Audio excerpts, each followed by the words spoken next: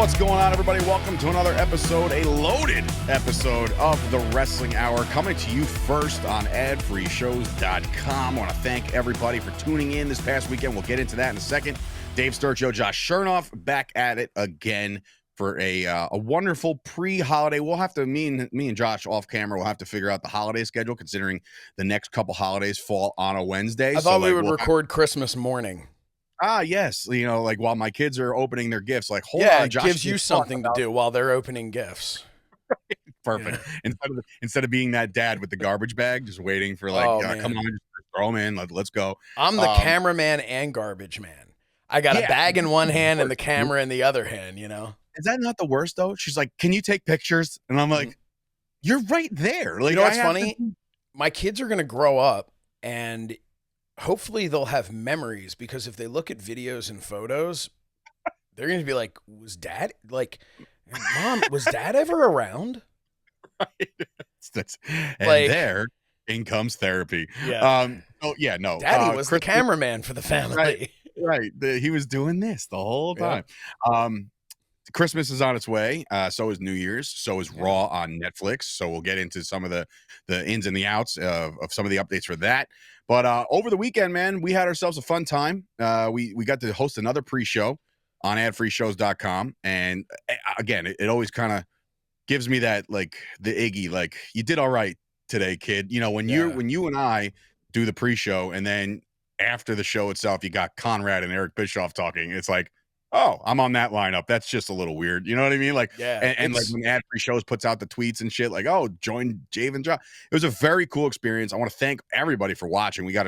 You did the numbers. The viewership was significantly up from the first time. So I think we're on. It was like 2,000% up or something. It was like ridiculous. But no, we really, really appreciate everybody who tuned in. And not just because of the numbers and how that helps us, but the interactivity. Like, I mean, you know, we love doing this show, but when it comes to the stuff right before those pre-shows, man, that is so much fun to be interacting with all of the fans there. I think the majority of them are probably coming over from ad-free shows, although I will say, I mean, there were, you know, hundreds of people tuning in from the MyFandom YouTube, and like, it was cool. It was really a lot of fun. And, you know, we talked a little bit at the end of that show about, you know, we kind of polled the class and said, like, hey, would anybody want to see something like this every Wednesday live for ad-free shows? So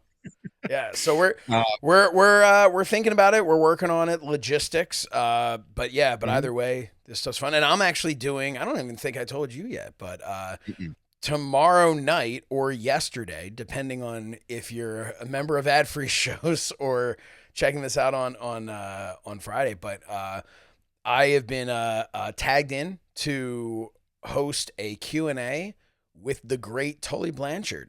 Oh shit! On Thursday at 8. So ad-free for ad-free shows. For ad-free shows, just a Q&A, a special. Ad-free shows has a tendency to, multiple times a month, they'll throw in something for their members, exclusive for their members, and it'll just be like a Zoom call with a Q&A.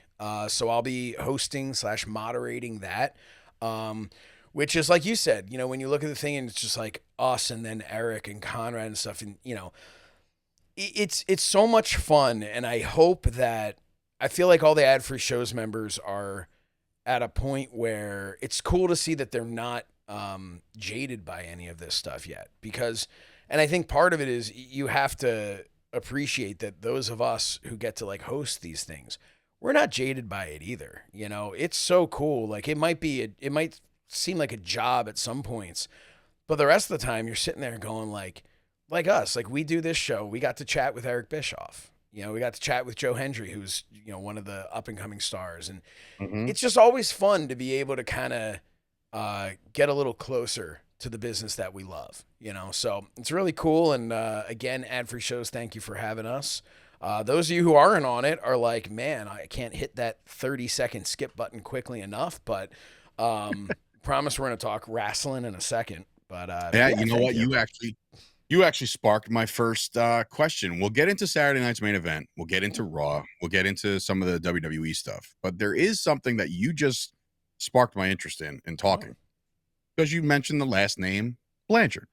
Oh my! So I would like. So what can I say today that will make speaking to Tully Blanchard tomorrow really uncomfortable?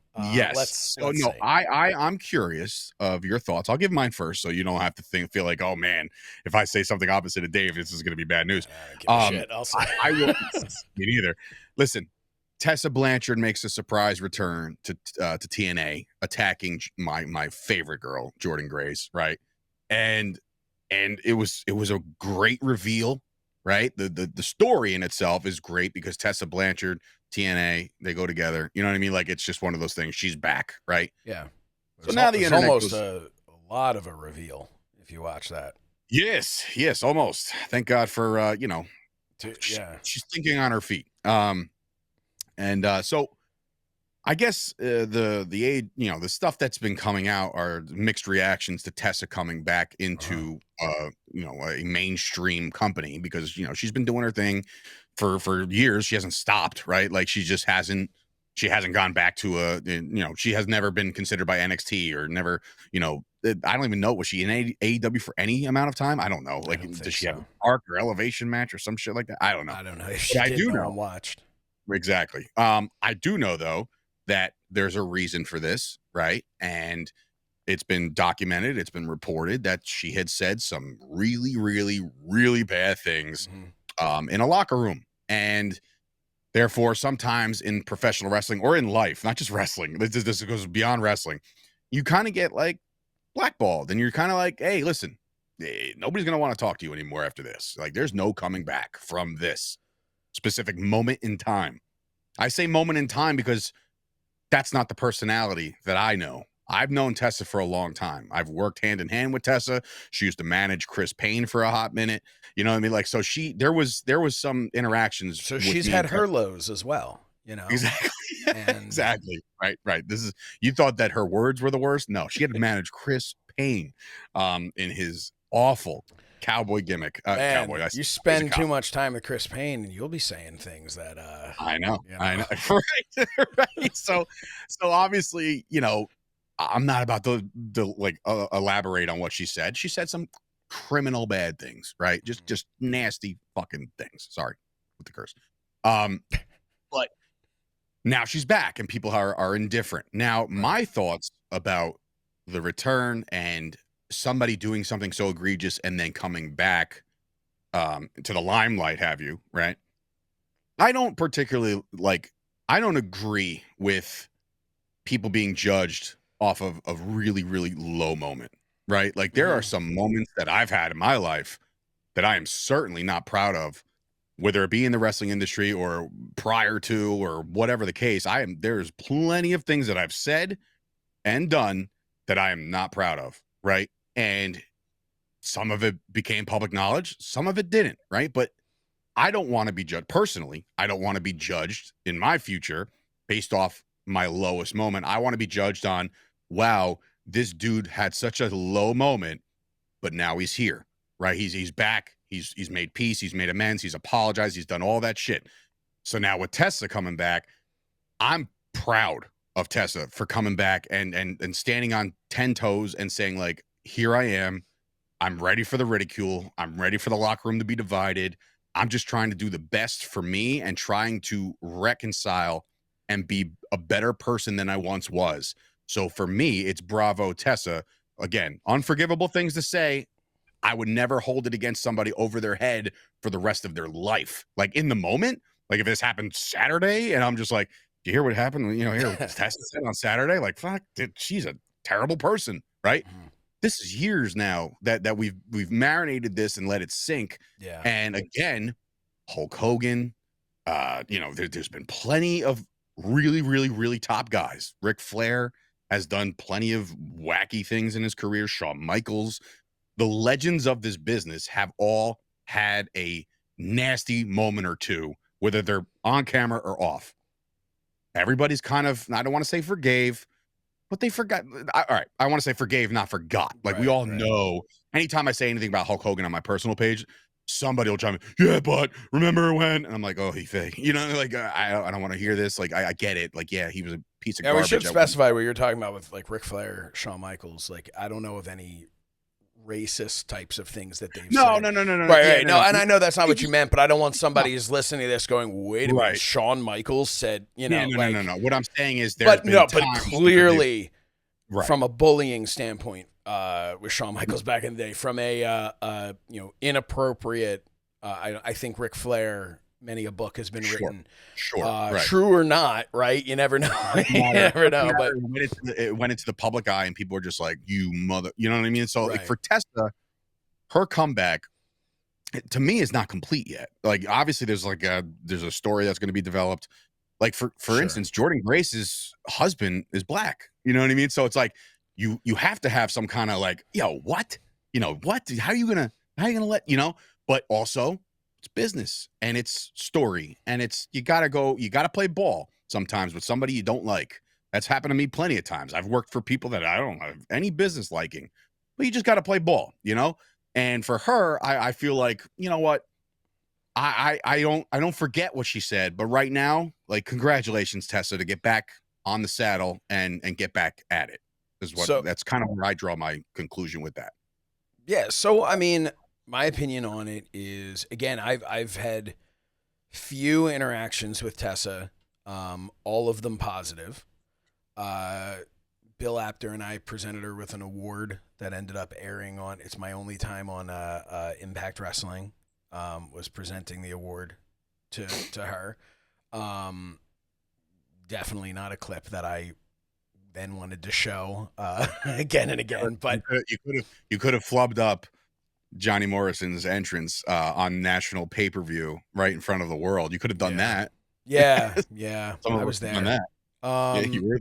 So no, here's my take on all of this. I do believe that people deserve second chances if they deserve second chances. And what I mean is, there is a difference between, like you said, we've all said something. Everyone has said something, whether maybe it wasn't as bad as something someone else has said. Maybe it didn't have, maybe it wasn't racist. Maybe it wasn't, whatever. But everyone said something to someone or about someone that they go like, hey man, I really wish I could take that back. That's not a reflection of who I am. That was in the moment. Right. That was whatever. Having said that, like I said, I've never seen Tessa act anything but professional, but it's been so few and far between the times that I've seen her. And I will say that the people who have had the issues with her are people that I know personally and respect and believe wholeheartedly. Someone like Chelsea Green, right? So I am willing to lean on the side of believing the people that I know personally. I'm not going to condemn somebody for that, right? But what I will say is I thought Chelsea made a great point where she both said that she doesn't wish, she hopes she's found peace, doesn't wish any self-harm or thoughts of self-harm or anything on anybody. But what she said was, going around doing podcasts talking about how much you've changed there's a difference between that and reaching out to the people and apologizing. And very true. So far, according to Chelsea, that has not happened. Apparently, from what I understand, this was not a one-time thing. This wasn't she blew up this one time and said some things. She was a bully. She said, what was disrespectful, mean, rude. We know of at least the one time with some, racially insensitive stuff. And I think that, so this is more than a one-off. This was more of a personality that needed to be, that needs to be apologized for. And I think if she genuinely has looked within herself, taken this opportunity to grow as a person and realize, man, I wasn't great. Like, the person I was that's not who I want to be. That's not who I am deep down inside. I think therapy is a wonderful thing. I believe that people can change their personality. I think they can change their behavior, I should say. Not their personality. They can change the behavior, and they can change, and they can start to learn and understand why what they did hurt somebody else, why it was bad. If that's what's happened, which I will take Tessa Blanchard at her word and assume that that is what happened, that she has worked on herself. And if that is the case, then I say, as awkward as it might be, get to apologizing to the people directly. It's great to, look, I understand the public, court of public opinion. And that's important to get out there and tell everybody that you've changed and stuff. If you're trying to be a public, you're trying to be yeah. So I get that. I'm not saying she shouldn't be doing the podcast and explaining to people. She should be going out and saying, I'm not that person anymore. What I did was disgusting and I shouldn't be that person. But behind closed doors, she needs to be going to those individuals and having that awkward conversation. I agree. And I think that what it comes down to is, what's in her heart. Is she really remorseful for her actions? Is she remorseful because she understands how badly they hurt people? Or is she remorseful because of how badly it hurt her career? Right? So the thing is, and the reality is she didn't say anything to offend me personally. So it's not for me to decide, in my opinion. Right. It's for the people who she actually hurt. It's for them to decide. As far as fans, I look at it this way. You mentioned Hogan. You mentioned all these people. Dude, look, I'm sure I'm going to get some heat for this, okay? Half of our country elected Donald Trump as president. No matter what you want to say about policy, no matter what you want to say about this, that, or the other, you cannot deny the literal footage of things he has said and done that are inappropriate. And sure. I don't want to hear but Biden did. Okay, great. We're not talking about him right now. Yes, definitely have been things on every side and angle. I'm just saying specifically, let's look at the world we live in. Let's look at guys like Hulk Hogan. Let's look at people like that who have said things and we have forgiven. Again, maybe we haven't forgotten. But let's not all sit in our high horse and go, can't believe she'd say that. Can't believe she'd say that. Oh, but this guy, no, it's locker room talk. That's all I'm saying. I'm just saying, as far as fans, this is from a fan standpoint, right? Yeah. Mm-hmm. Let's be fair. Don't, I can't believe she'd say such a thing. What a horrible thing. And then get together with your buddies for a drink and say shit 10 times worse. Right. Oh yeah, but I'm not a TV. No, dude, come on. So what I'm saying is, let's all let somebody have their career. And guess what? The locker room is a terrible place to be if you're not liked. So trust me, she's going to get worse in the locker room than she is whatever the mouth breathers are going to have to say. You thought bags being thrown out of a locker room are bad. How about people taking shits in bags? Like things like that used to happen. All right. So look, we both said our piece on Tessa. I think, like I said, I hope for all parties involved that people are able to forgive, talk, get this all out in the air. Not like you said, like not on a podcast, go up, shake the hand or attempt to reach olive branch. I'm so sorry. I was a piece of garbage, blah, blah, blah. And hopefully that all happens. But again, from an outsider's perspective, from somebody from a storyline perspective, from somebody who thinks that everybody does deserve a second chance, not a third or a fourth. I'm saying second chances at least, we'll see how it all shakes out. Dude, right? From an on-air thing, like here's my point. And so hopefully all the people got angry because I, said that, Trump has said bad things, right? And I know there are people who got angry at me for that. But but he did, so it doesn't matter. But yeah, and Vince McMahon is a great guy. He's never done anything wrong. So I mean, right off the bat, let's look at that. Forget Donald Trump. Let's look at Vince McMahon. I mean, everyone right now, I can't believe the things Vince did. Dude, we knew how, we may not have known that he was, shitting on people's heads, but we knew. He did them on camera, Josh. We knew how bad. Right. And that's what I'm saying. I hope people understand that that's what I'm saying. I'm not getting political. I'm talking about a person's character. Okay. Right. And the reality is Vince McMahon, we would just for years and years, just, Oh God, Vince. Yeah, dude, that's horrible, man. Oh, he was so bad to Jim Ross. Oh, he was awful to this one. Oh my God, look what he made Trish do. Look at all this stuff. That's Vince. But Tessa Blanchard does, like, you know what I mean? So all I'm saying is, I'm not saying one's good, one's bad. You're talking out of both sides of your mouth, really. You know what I mean? Right. And it's like, all right, like, yeah, if you're gonna judge one, you better judge everybody. That's my point. Judge, you know, and everyone guys, sources have said that there's only one guy that can judge anybody. So let's all just pump the brakes as to and wait to see what Meltzer says. You know, it's. But yeah, so I think, you know. And then here I was about to say you, and you threw Meltzer's name in there, and I was like, that is fantastic. That's even better. It's even funnier. Yeah. So it worked. I'm judging, right, but really I'm just joshing. Dude, how do you not have a shirt like that? Joshing and judging? No, I'm just joshing. I'm just joshing. I should have that. Josh and Thunder Liger. Josh and Thunder Liger. Okay, coming soon to ProWrestlingTees.com/so says Shernoff. Which, hey, by the way, there is stuff there. Yeah, you should probably go check that out. We also have the Wrestling Hour one. We have ProWrestlingTees.com/the Wrestling Hour. I need to but invest. These are no ads. What? I need to invest. I need to get a couple things so I can, be the billboard at the gym or wherever I go and have it say like the Wrestling Hour. People are like, what does that say? This is an old shirt. What does it say? There we go. So say Shernoff. Okay, cool. Yay. More gear. It's from like a few years ago. Yeah, I'm wearing a people have bought this. That's insane to me.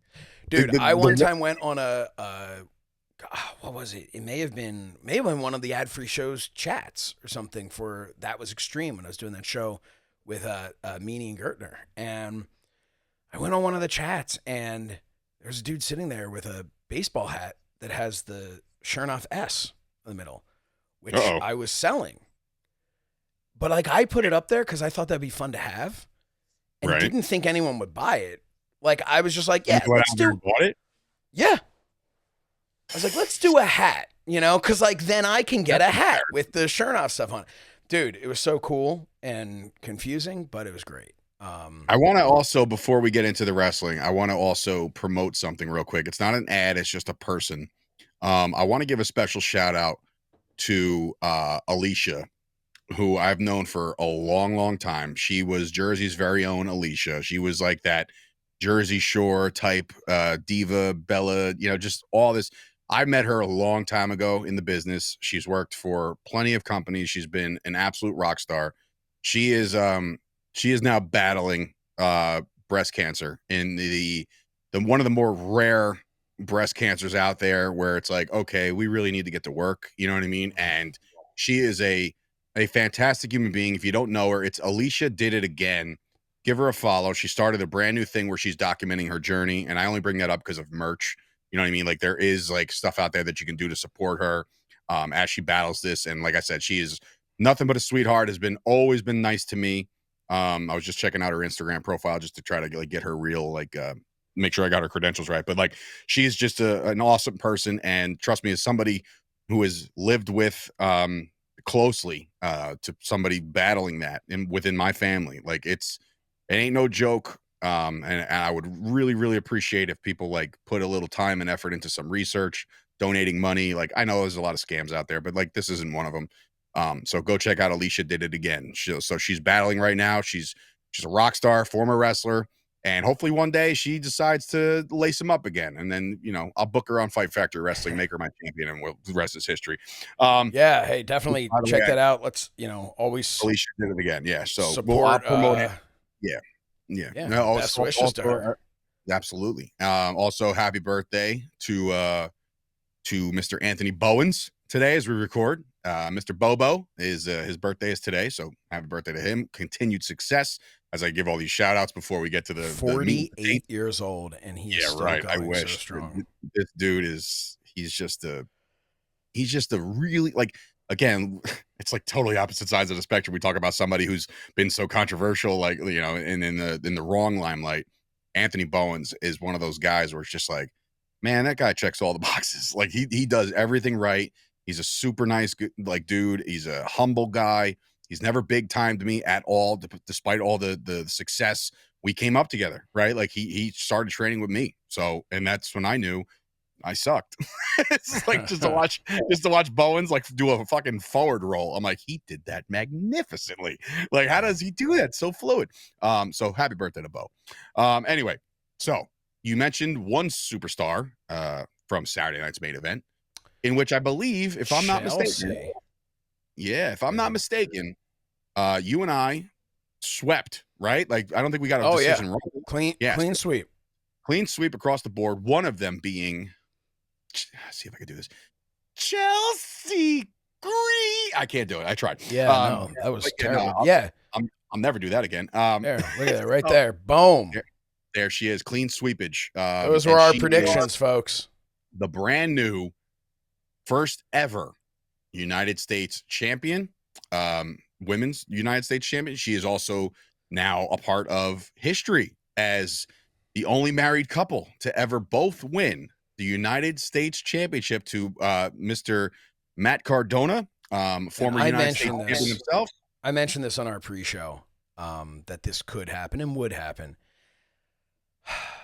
Matt Cardona, can I just say, that man was off in a different state, wrestling for a different company. The man was at GCW competing in a match against Effie whilst making WWE history. I mean, bravo. Where's my I think there's somewhere along here. Cut. Nope. What? There's a well-deserved. I mean, history making. It was great while not even being there. That's got to be a thing. Like, seriously, all kidding aside, that has got to be a thing that somebody became the first in WWE history doing something while not being there. Associated with the championship, you know? I'm at the point now. I guess not. I guess that's not true, right? Mr. Perfect became the first father-son, and he wasn't even alive anymore. So, okay. All right. But still. Right. But he's perfect. Still, he is absolutely perfect, according to sources. But I will say, like, can Matt Cardona, like, do any wrong at this point? You know what I mean? Like, he is such in fuego right now, and it trickles down into the point where we were talking to the fans before the show, before Saturday night's main event, and there was signs at the venue: if Chelsea loses, we riot. Like, there is some serious steam being built for Chelsea Green's latest run. Now, remember, when she was brought back originally, she was supposed to be like this Karen type, you know, this quote Karen type personality, like, let me see your manager, like that person, right? Not the right haircut. Usually those women's haircuts stop around right here with the flip over side. It's just bad. It's just bad. I only have like a few friends where I'm just like, man, you really pulled that off. But like, other than that, it's a very stereotypical haircut. But Chelsea not even Green Chris Payne can pull that off. That's why he keeps his longer. No, right, exactly. He did once upon a time, and I definitely called him Karen. Karen Payne, as a matter of fact, which is probably a real person out there. So shout out to Karen Payne. But what I will say about Chelsea is she has, you know, she came into this character as that person, just like, you know, flipping her hair off, like, just like, you know, nose in the air, I'm better than you, blah, blah, blah. It's a great character. It started to build, but what people weren't realizing is that she is a badass when it comes to wrestling too, right? Like, you forget about these things because of people's characters, and that's she's trained with Lance Storm. That's what I'm saying. She's from Canada. She's like, you know, she's done all this, and now you put this first inaugural title on her, and it shoots up her stock within 24 hours. The girl was in front of the Magic Kingdom castle with the championship, right? Yeah. So it's like, these are the things, and this is kind of going back to like guys like Logan Paul. Like, you know that these people are going to take these championships to greater heights. We mentioned that about LA Knight, about how he didn't do much for the United States Championship because it wasn't resonating. It just wasn't, right? And we're not, again, if you're a big LA Knight fan, bravo. He's still on a crazy, awesome run. But what I'm saying is, like you've mentioned in the past, Josh, the champion doesn't make the character makes the champion. I think that's I coined that term. Yeah, I'm sure you did. But what I'm saying is Chelsea Green has done some tremendous things in her professional wrestling career, whether not even be in WWE, whether it be in TNA, like everything she's reinvented herself. Her and Matt Cardona are literally the same person. Like literally, like they couldn't have found a tighter match for your significant other. They have reinvented themselves so many times that they needed to at the time that they needed to. Zack Ryder was dead. We all knew that, right? Matt Cardona, always ready, deathmatch king, indie god, and now he's the complete Matt Cardona. You do as many things as you need to do to either A, stay on top, or B, get yourself to the top. Chelsea Green just got herself to the top on her own. Yeah, I mean, I was gonna say I see so much of him in her, but they won't let. So look, no. Damn. What I will say, where's Ron Simmons when you need him? Anyway, go ahead. I got a fun Ron Simmons story. I already heard it. Go ahead. Okay, so there's always a story, bro. With you specifically, there's always a story. I'm gonna write a book. I know. I can't wait till my book comes out. It's going to, how the kids say, slap. Oh, when I do my tell-all novel about professional wrestling on the independent level in New Jersey, you're all getting the smoke. I need to know that there is literally nothing on the other side of that bridge for me, because I'm gonna burn that son of a bitch to the ground when the time comes. So I need to just know for sure that I'm never going back, you know? Right. But, man, no, Chelsea has really taken so many obstacles, her injuries and stuff like that, and just never allowed it to slow her down. What she has become, the personality that she is now, that started with that kind of Karen type thing. But just, I mean, to me, you see somebody who embodies what a representative of a company should be in professional wrestling. And like you talked about her bringing the belt with her. You know, there's a reason why you talked the similarities with her and Matt. There's these two belts behind me. This one specifically, that Matt Cardona is the only one who ever held this belt. And then he gifted it to me when he won this one, you know? But, you know, the idea behind that was, who better to walk around the world carrying this championship and showing it off and taking pride in that. And that Chelsea's the same way with that. So she did this with the tag titles. She would be going to every event she possibly could and would bring that tag team championship with her. And I'm just super proud of her. I'm super happy for her. She deserves it completely. The crowd was so behind her. And it was just, I was just really, really pleased for her. It was a moment. It was one of those moments where pro wrestling is a beautiful thing sometimes, if you let it become a beautiful thing. Like there's obviously a very dark side of the ring, you know, watch the documentary. There's a dark side to all businesses, right? But like when you allow pro wrestling to come into your life and like provide entertainment, right? And you don't take it too seriously, you just really like take it for what it's worth, like a movie, like a live action movie every week. These are the kinds of moments that you just like, you well up a little bit and you're just like, man, like look at that awesome feeling. And then, you know, at home, there's somebody, or at GCW, there's somebody that is just so beyond like ecstatic for you. And now you have the whole crowd behind you. Now she hasn't made an appearance yet, right? Like, so I don't think, I didn't watch all of Raw, but so she'll be probably there on SmackDown. Yeah. Right. That's what I meant. Yeah. Because we got the Intercontinental over on Raw. And I think that it's going to be just a outright celebration, and it's going to be very, very cool. The culmination of a very, very hard worker. And again, because it's so fresh and because it's so new and inaugural and first ever, it makes it feel important. But don't forget, the Women's United States Championship is not the top prize, right? So now I expect her to give some legitimacy to this championship, go on a nice little run, right? Have some formidable opponents, eventually drop it to put somebody else in that spot. But as soon as she drops this championship, Josh, nanoseconds later, she is competing for the Women's World Championship. Oh, I could see her dropping this and then winning Money in the Bank. I could see that happening. Here's the thing though with these secondary championships. Some people are like, are they necessary? 100% they're necessary, because when you don't have a secondary, how can your world championship be the main thing, right? You have to, you can't be number one if there's no number two. Then you're just the only, right? You're just the only. And that has prestige to it, of course, but I feel like now there is this ability for them to just build up over time and really start to develop these characters. Because from a talent standpoint, WWE has more women talent than they've ever had. But now it's time to start develop. Yeah, but now it's time to start developing the characters.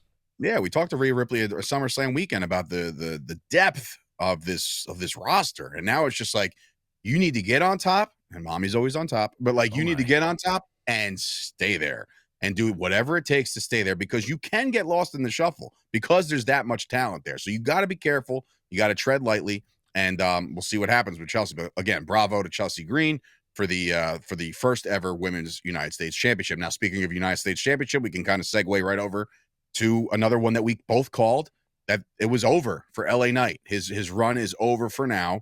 And Shinsuke Nakamura, who had a fantastic entrance, by the way. Well, that wasn't Saturday night's main event, was it? That was not Saturday night's main event. That was at the pay-per-view. Why am I even talking about that at this point? Screw them. No. Wow. Hey, you know what I want to segue? I've had a week. Yeah, not to blow out your candles and make mine burn brighter, but I would like to talk about, we're talking about Chelsea, we're talking about Matt Cardona. Matt Cardona is about to get a heavier bag, because that man this weekend? Question mark? Is it this weekend? What? Yeah. Oh, definitely this weekend at the Hammerstein Ballroom. Oh. The house Cardona built, some might say. Matt Cardona walks into Ring of Honor Final Battle to challenge Chris Jericho for the Ring of Honor World Championship. You know what's so funny, Josh, as you bring that up, and obviously we segue into, we bounce all over the place. It's just what it is. Enjoy the ride, everybody. Welcome to the wrestling ADHD. Yeah, right. No, but it's funny you bring that up, because, the rumors were that Tony Khan was so hell-bent on Ricky Starks showing up at GCW. Yes, I'm glad you brought that up. So I want to talk to you about that. Now, all of a sudden, you got Chris effing Jericho. So what do you think? On GCW. So what do you think happened? Because I have my thoughts, right? Because the last you and I spoke about this, we were all like, dude, Tony, like, come on, man. You can't be like petty about this. But at the same time, hey, look, the guy's under contract. But look, if you made a deal to have this guy wrestling at Hammerstein and wrestling all these things, and now you're reneging on that deal, and that's so what do you think? Yeah. This was not Tony Khan. This was Chris Jericho pulling rank. This was Chris Jericho saying, hey, you see the buzz we just generated with all this, right? You see the hype that we're starting to build a little bit between Jericho and Cardona. Tony, I'm going to GCW, and I'm gonna handle business and dip out of there. And it wasn't a shoot, right? Yeah, like, but first you had Cardona show up. That's the thing. Correct. First you had Cardona show up on Ring of Honor, and now he's got Ring of Honor merchandise and all that stuff. And if you ask Dave Meltzer, they're just dotting I's and crossing T's away from having a deal. You know what that means? They're don't have a deal. Like Dave Meltzer's like, it's okay sometimes just go, I don't know.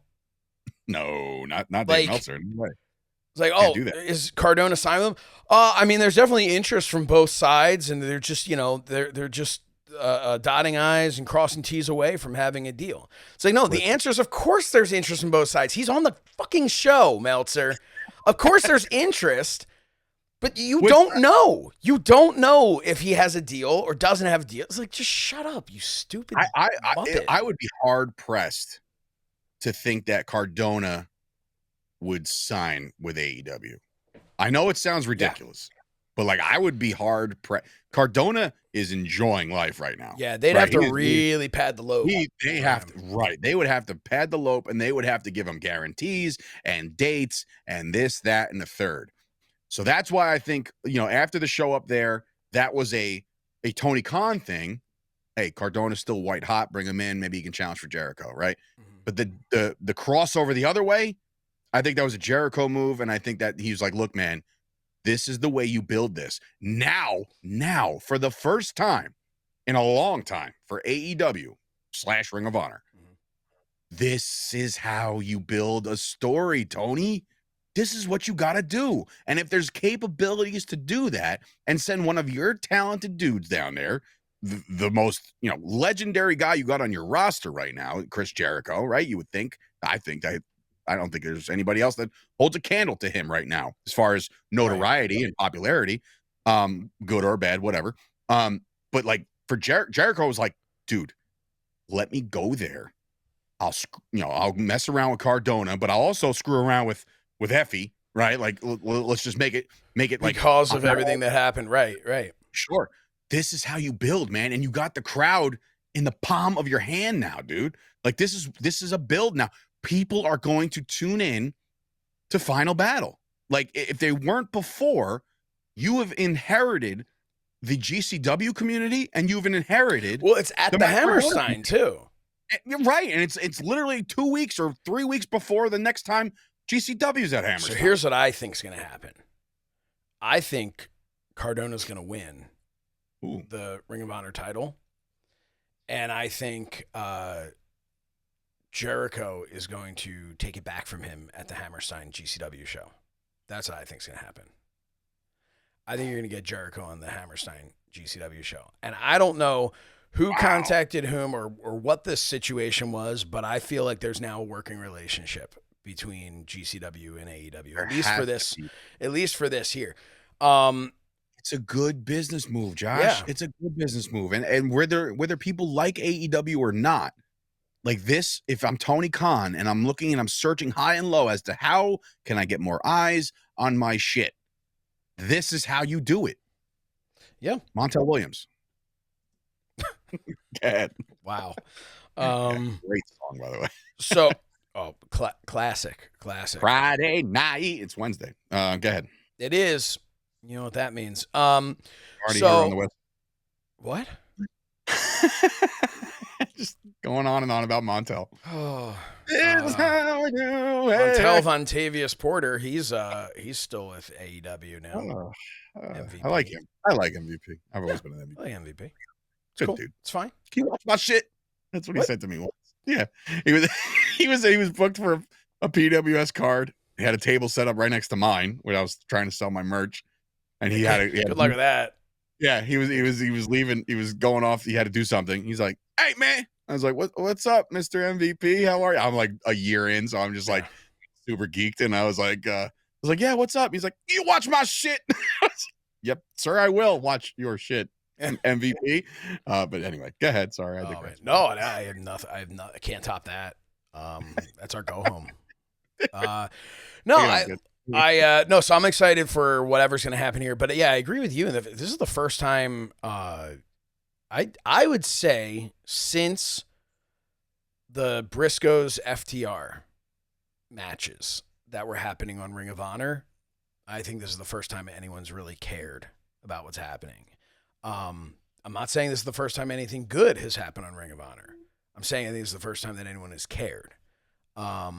Significant difference between watching and caring. Yeah. So, or appreciating the talent. Look, Dustin Rhodes is holding 2 of their championships. I don't think anybody really knows that, to be honest. Mm-hmm. But look, it is what it is. Saturday night's main event, going back to that, over 2 million people watching. Meltzer says that's not accurate. No, why would it be accurate? But why look at NBC's numbers and say you're lying? That guy, just if I may for a second, pontificate. Go ahead. Yeah. I was looking at old spoiler. The Shernoff Awards are coming back this month. End of this month. Am I going to have a chance to win a Shernoff?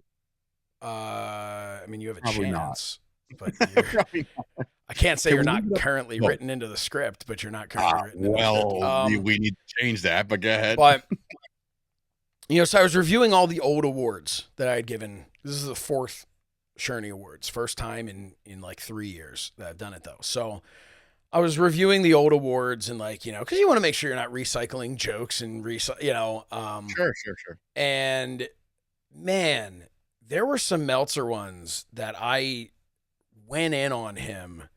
Look, I've gone in on him a couple of times, and there was one time where I remember I got a text from a friend of mine who was like, Bruce Pritchard was talking about you on Something to Wrestle. I'm like, what? And I listened to it, and Pritchard's like, yeah, somebody, saying to Conrad, someone sent me your buddy's show where he's talking about Meltzer. And just, and then I called Conrad. I'm like, yeah, I heard about that. And he's like, oh, yeah, no, that's great. So, and then Bruce Pritchard offered me nothing. So, but he was really entertained, apparently. So, hey, if I can entertain Bruce Pritchard and get nothing out of it, good enough for me. But Meltzer, man, it's just, he's becoming at this point, I don't know if it's like senility or if it's like I don't know what is going on. It's Brian Alvarez who is. Isn't he another goober? Is he another goober, yeah, right? Not a fan of him. He always strikes me as a bit of a toolbox. But even him now is just like Meltzer say something, he's like, yeah, that's not true. That can't be like he's calling him out on things, just being like, look, I'm all for spewing bullshit, but it's got to at least be believable, Right. And so I don't know what's going on with Meltzer, but he wants to be first. He wants to be first and not accurate. It's a very ESPN mentality. Yeah. Where it's like, hey, we had it for Meltzer has it first over here. Like, and again, not to like put over another publication over another, but like I literally don't listen to anybody other than Fightful at this point. Like Sean Ross Sapp and company are at least, they're doing their due diligence and they're doing their research and they're doing their journalism to make sure that they at least have some kind of credible. And I do want to say, somebody was giving Sean Ross Sapp a hard time for everybody gives Sean Ross Sapp being rude and disrespectful to Tony Khan when he was interviewing Tony Khan, because while he's interviewing him and Tony's talking, Sean Ross Sapp is looking off to like at other things or whatever. So I want to say a couple of things on that. Number one, what people don't. Interview? Is that a recent interview? Yeah. At the their big all-in announcement. So number one, what I would say is, you guys don't understand sometimes, like when we're interviewing talent, we will sometimes have, like SummerSlam, for instance. We're interviewing Braun Breaker or Rhea Ripley or something like that. There's WWE representatives that are off, like motioning to us, giving us cues, doing things like that, literally talking to us sometimes while we're doing it. There's other people walking in who will like wave at you and try and say hi while you're in the middle of it. Also, there's the fact that Sean Ross Sapp, I know he's on camera a lot, but he's not an on-air personality in my mind. He's a journalist, like an actual journalist. And so maybe he's not as comfortable on camera. Maybe, you don't, just because you do it a million times doesn't mean you're good at it or comfortable. And I'm not trying to insult him. What I'm saying is, the dude's asking his questions and then he's not thinking about, oh man, what do I look like on camera right now? Tony's talking, and he might also be thinking about his next question rather than listening to an answer. He might also not realize that he's in frame and not as, look, there's also a post-production side of the things that like we do. Absolutely. Where we'll make sure that, oh, that didn't look good, so we'll cut it out of frame. A lot of people don't do that. Right. Then there's the people who cut everything out of frame except for themselves and their own reactions. But that's, I digress. But yeah, man, just I agree. Sean Ross Sapp's kind of like the go-to. Like if he says it, like I'll go like, okay, I believe that, because I know that he's at least gotten as much information as anyone could. I've changed my tone on him tenfold, right? Like when I first heard about him, I'm like, oh, here we go, another freaking quote journalist. You know what I mean? Like doing his thing, and like, and of course, it comes from a place of sometimes jealousy, right? Sometimes you're just like, you don't like the person because they're so popular, or their follower count is astronomical, or whatever the case may be. But yeah, I've turned a corner on a guy like him. We've seen him when we're doing our thing. He's been nothing but nice and respectful. Shake hands. How you doing, bro? You know what I mean? Like, there's no animosity. There's just like the professional wrestling journalistic world is a better place when people work together, right? And I don't want to say like, hey, tell me all your sources, or hey, tell me the lead before you do, and I'm going to post it first. No, man, just like collectively make wrestling journalism a better place. I know that sounds cliche and kind of corny, but like, you don't have to compete with everybody. Like, Meltzer is on another stratosphere where I think he's going to spin right off the planet. I also don't think Meltzer's journalism. I mean, he's literally, this thing's called The Observer. He's a guy who observes something and then tries to give his opinion, and that's fine. But then he tries to give his opinion as fact, and that's when I have an issue with it. Because if anyone gives their opinion as fact other than me, I have no tolerance for it. I agree. Before I don't even know where we're at on time right now, but before we got 10 minutes. Okay, because I definitely wanted to touch on, obviously, the main event of Saturday night's main event. But first of all, before we get into the main event's nuts and bolts of all that, the presentation, Josh, scale of 1 to 10. What are you giving Saturday night's main event? You had Jesse Ventura. You had the red, white, and blue ropes. You had the old WWE logo. You had a white canvas that looks like it was spray tanned by accident because of the first match. But like overall, like, I love the fact that you know me, I'm a McAfee guy. I'm a big Mark. I'm a Markafee, right? I don't think he's coined that. He should. But he was back. The only thing I was kind of like, and the bow tie from Joe Tessitore said that was a throw to Gene Okerlund, right? 100% so he did throw to Vince McMahon, but yeah, it was. But he said Gene Okerlund on the air. But yeah, I see the Vince thing too. Which is weird because Joe just got there. Like, he's been with WWE for a cup of coffee, and all of a sudden he's on the biggest stage you could possibly be on. But overall, 1 to 10, what do you give it? Not matches included. I'm talking about presentation. You and me are very aesthetically, like, want to make sure things look right. How do you rank this? So I'm going to give it 2 ratings. One is me as a fan, and one is me as a production guy. Okay. As a production guy, I'm probably going to give it like a 9 or 10. As a fan, maybe a 6, because I wanted more. I could have done without the screens on the turnbuckle, or on the posts. I could have done a little bit more old school around ringside. And I could have done, I would have loved some blue mats. I would have loved much more old school. I would have loved if the set was more reminiscent of old school stuff. Like, maybe they had like the little like square wall, all the squares that came together for the videos, and then they let the set just remain. Because we saw the pictures before, like when it started, and they had the screens look like the old school WWF set, which was cool. But then the moment it started and you had the videos, it looked like any other PLA, Mm-hmm.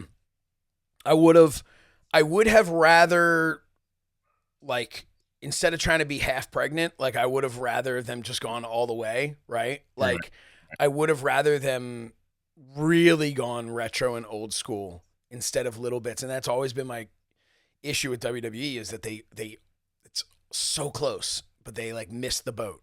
And we'll talk about the belt in a second. Yeah, well, that's right. Production standpoint, putting my producer hat on, I get it completely, because so many extra eyeballs were going to tune into your product that you can have a retro feel, but if you go too far retro, then you're NWA and it looks like crap. Where people go, okay, I mean, it's fun and all, but you can't have people. I haven't watched wrestling in 15 years. How come wrestling looks like it did 30 years ago? Right. 15 years ago, it was so much more high tech. What happened here?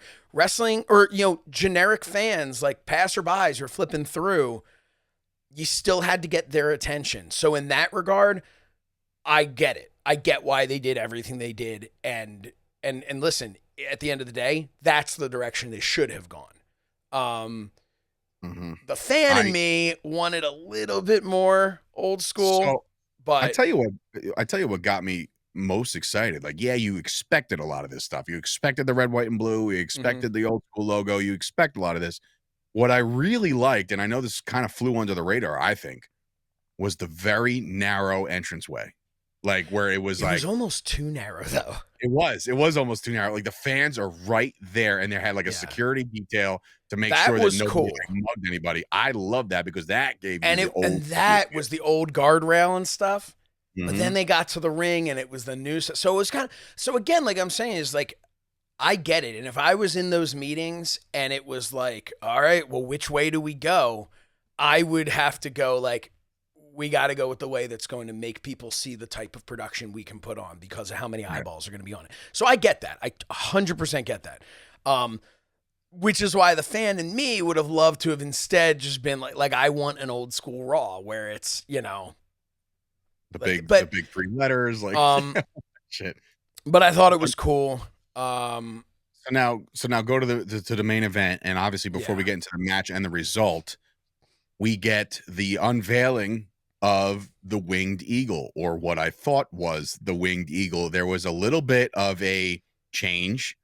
I don't think, like, to me, it didn't land the way it needed to land. And I know that's crazy because people have been barking and salivating for this freaking belt to make a comeback at some point in life. Because it didn't. And then you see it, and you're like, there it is.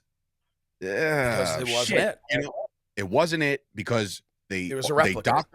They dockered the freaking WWE on top. It wasn't. It was a replica. It was a straight WWE shop replica belt. I believe put on. I don't even know if they put it on real leather or if they just did like the high end, like $500 version that you can get the replica. But it was a replica, so it was a cast mold of the belt. That's why it did not have the same color and the same feel. It didn't have the same texture. It was. Josh, this is driving me nuts. Would it, like, for all the production and all the money and everything that they've invested in, would it have killed them to bring back one out of the trophy case, like an actual? So the argument that I've heard is, well, it can't have the WWF logo. But here's the thing. Pay the fucking fine. Here's the thing. Whatever. Like, who cares? Here's the thing about that. Son of a dude. It's an engraved logo. You grab yourself a little putty. You fill in the F. Grab yourself a little metallic paint. Little paint over that. Nobody sees it. Now it's the WWE logo. But still, and it's fine. Bro, I would still just leave it. And what is WWF? Or crazy. You sons of bitches! I can't. Well, no, they're not allowed to. They're not allowed to. So let's just say, so let's take that off because they're legally not allowed to, and they want to be able to show this. And they don't want to, whatever, right? And I think it's stupid, but still. Having said that, why couldn't they have had the belt made? Right, that's what I'm saying. Like Wildcat Belts, who makes all their other belts. Like, why couldn't they? Just like you have two hanging belts behind you, I have the Fight Factory Wrestling men's and women's premier championships. Those things are made. Those things are mint. What would, like, if Triple H? But they're real. And this is what, maybe it was something they came up with way too late, except for the fact that I guarantee you, they could have turned that out in like a matter of days. They could have, like, yes, the WWE. And then even, like, imagine this, right? Imagine if they took the leather from an old belt, right? And just put the new plates on the old leather where they can even say, and that's actually the exact leather from the championship belt that, so-and-so had, whatever. So to me, it was a missed opportunity because you could say, like, who cares? Replica or whatever. He still was out with the winged eagle. But when your entire thing is about that visual and you don't give them the real thing, here's my feeling on that. I've seen that. This isn't the first time I've seen the winged eagle back on WWE TV. I've seen fans holding that exact winged eagle replica belt in the crowd every week on Raw and SmackDown, like all, you know what I mean? Right. Like people are always there. So, which is why I understand. Well, that's a whole other, that's another conversation. But so to me, that was a miss. That was a big miss. Now, Kevin Owens seems to be taking it with him. Best part is his profile picture is him with the actual Winged Eagle title now on Twitter. It's the one from like 10 years ago or whatever, when they had everybody did like a photo shoot with the old belts. Mm-hmm. So it's him holding the real Winged Eagle belt, which I actually know exactly when that was from. That is the belt that Macho Man won at WrestleMania 8 and Bret Hart held through WrestleMania 10. Because Bret Hart lost the title at 9 to Hogan. Or I mean, I'm sorry, the one that until Bret Hart won the title back at WrestleMania 10. Then that was a new belt. So this is the one that Macho Man had. While Macho Man had it, he broke the one of the wings off, like the very tip of the wing. And if you look at all the old pictures, Ric Flair's second run, that is the belt he has with the broken thing. Bret Hart wins. Of my life. Well, no, but it wasn't that one. No? I mean, it may have been that belt. See, that's, I don't know. It may have been that belt. But when he lost it to Savage at WrestleMania 8, it was still intact.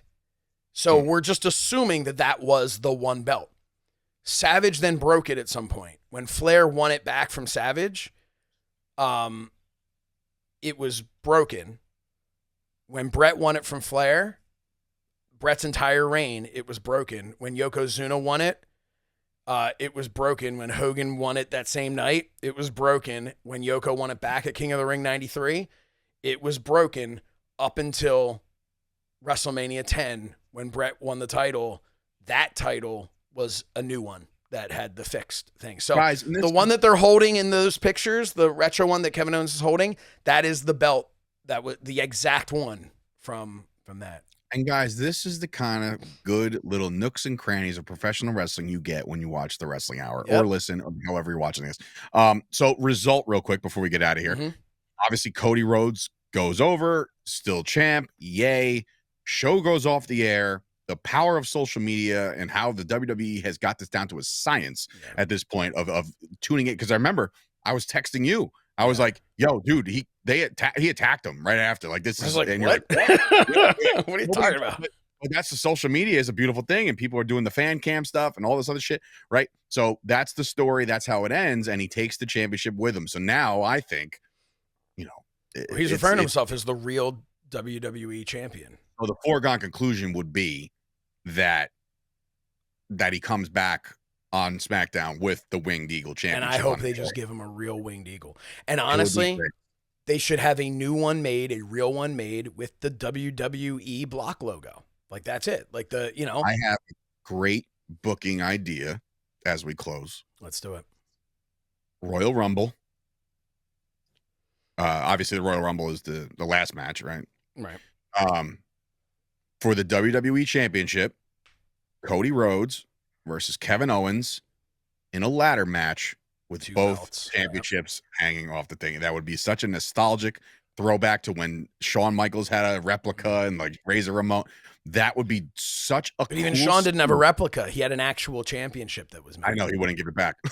Well, he had the original one, and then they had to make a new one because he wouldn't give it back. Yeah, so right, he wouldn't give it back. So, but I'm saying, like, I think just imagine that shot. You're a production guy. I'm a production guy. Imagine that shot of a ladder and the two championships, old and new.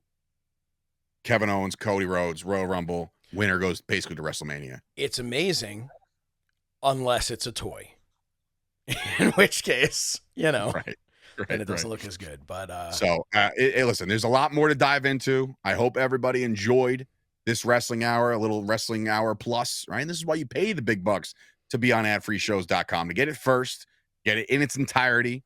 And then, of course, on Friday, we launch on MyFandom's YouTube channel, which is right at the cusp of 25,000 subscribers. So if you're watching this, hey, listen, just hit the subscribe button. That's not hard, right? We it's just little nod of the cat to the Wrestling Hour for getting that off the ground. But this has been an awesome loaded episode. A lot of conversation to be had a lot of stuff to throw up on the old social media. Get your opinions on it. With the new year coming up, me and Josh will talk after as far as the schedule is concerned. We will get you 2 more shows before the end of the year. And we'll figure out when and where and how. Maybe go live on a Monday night. You're gonna get. I was gonna say you guys will get him, so it doesn't matter. You guys will get him. The next time you see us in person, I'd be remiss to promote that we're about 2.5 weeks away from ACW at the Mid-Hudson Civic Center. Very excited about that. We'll get more into that as we get closer. But for Dave Sturchio and Josh Shernoff, this has been another episode of The Wrestling Hour. Thank you guys for watching. Leave us a little review ski on all your, however you do it. Tweet us. Our ats are right under our television sets that we have here. And follow us along on the journey of professional wrestling. We'll see you guys next time.